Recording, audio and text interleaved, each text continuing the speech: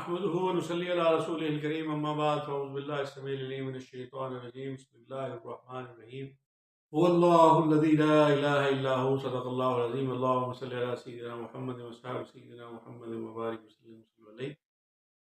آج ہم آپ سے بات کریں گے ایک کلپ اسی بھائی نے جنہوں نے ہمیں اویس قرنی رحمۃ اللہ تعالی علیہ کا بھیجا تھا. انہوں نے ہمیں ایک اور کلپ بھیجا انہی خاص حضرت صاحب کا جن کے وہ اچھے خاصے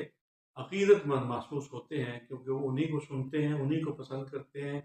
ان کے علاوہ کسی کو دیکھنا اور سننا پسند نہیں کرتے, اور ان کا خیال یہ ہے کہ شاید یہی اس وقت جو ہیں وہ حق اور سچ بیان کرنے والے ہیں دنیا میں, ان کے علاوہ کوئی نہیں ہے. اس لیے وہ ان کے علاوہ کسی کو سننا بھی پسند نہیں کرتے شاید, اور انہی کو سنتے ہیں. اور اکثر لوگوں کو یہی مسئلہ ہے, تو اس کے علاوہ کسی کو سنتے ہی نہیں, دیکھنا بھی کوئی بندہ پسند نہیں کرتا, تو انہی کے ہی کلپ وقتاً فوقتاً ہمیں ارسال کرتے رہتے ہیں. تو ابھی انہوں نے ایک جو کلپ بھیجا اس میں انہوں نے کوئی توحید کے بارے میں, تو ہم نے سوچا کہ چلو کوئی ایسا ہی موضوع ہونا چاہیے جو وائرل ہو اور جس کے بارے میں لوگوں کے خیالات اور ان کی پسند و ناپسند جو ہے, ورنہ تو ہم اس سے پہلے بہت عرصہ پہلے کئی سال پہلے سمجھ لیں کہ آپ 20-25 سال کے آس پاس پہلے خطبہ ہم بھی اس میں کتابچے کی شکل میں لکھ چکے ہیں. اس کے بارے میں بڑی تفصیل سے ہم نے توحید اور شرک کے بارے میں کچھ وضاحتیں اور کچھ تفصیلات پیش کی تھی,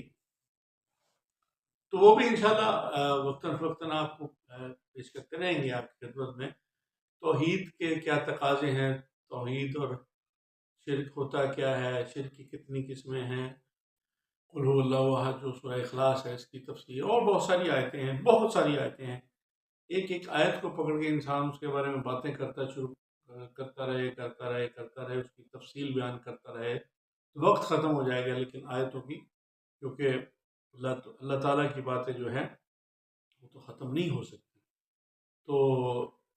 وہ تھا یہ کہ وہ سمجھ رہے تھے. اب یہ بھی تو ایک زوم ہے نا, جیسے ہم اس سے پہلے اپنی کسی گزارشات میں پیش کر چکے ہیں کہ تکبر جو ہے نا وہ عاجزی کا بھی ایک ہوتا ہے. انسان, اب آپ سوچیں کتنی عجیب بات ہے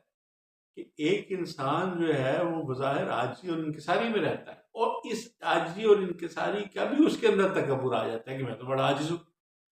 میں نے تو وہ عاجزی کی تھی, میں تو وہاں عاجزی کی تھی, میں تو اس طرح عاجز ہوں, میں تو اس طرح عاجز ہوں, لوگ میرے طرح تو عاجز ہی نہیں ہے, میں تو لوگوں سے بہت بہتر عاجز ہوں,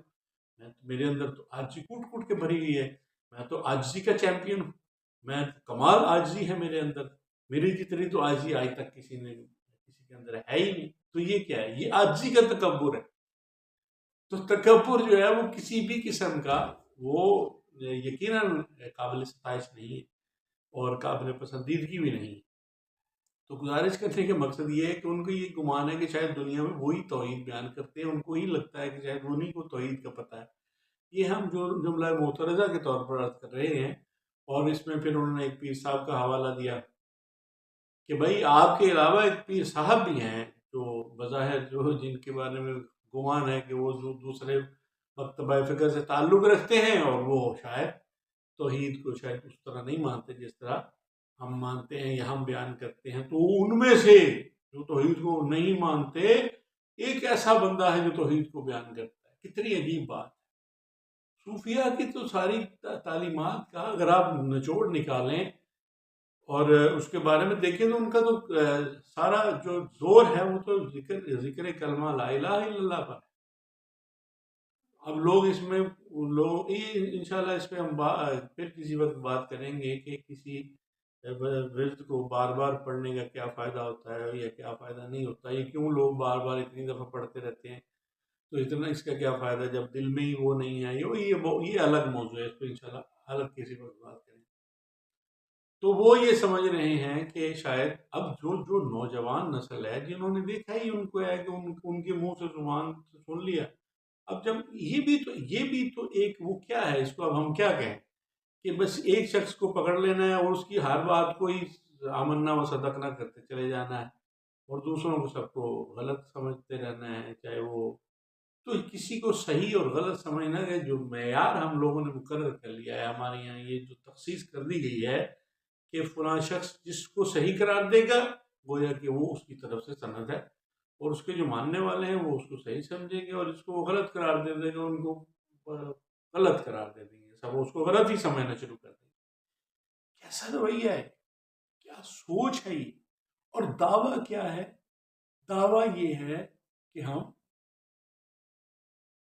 ہم کسی کے پیچھے نہیں لگتے، ہمیں جو حضرت نے جو سبق دیا ہے ہم تو بس کتابوں کو مانتے ہیں، ہم تو بس کسی کو نہیں مانتے۔ تو وہ جو کوئی بھی ایسے شخصیت ہے، کوئی بھی ایسی باتیں بتاتے ہیں، کرتے ہیں، سناتے ہیں، تو وہ ان کا خیال ہوتا ہے،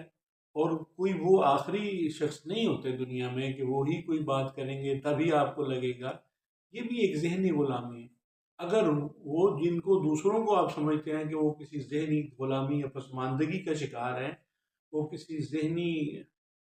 دباؤ میں، عقیدت کے دباؤ میں، یا جس کو یہی نام دیا جاتا ہے عموماً جہالت، دوسرا میں تو نہیں کہتا، وہ ان کے خیال میں ہوتا ہے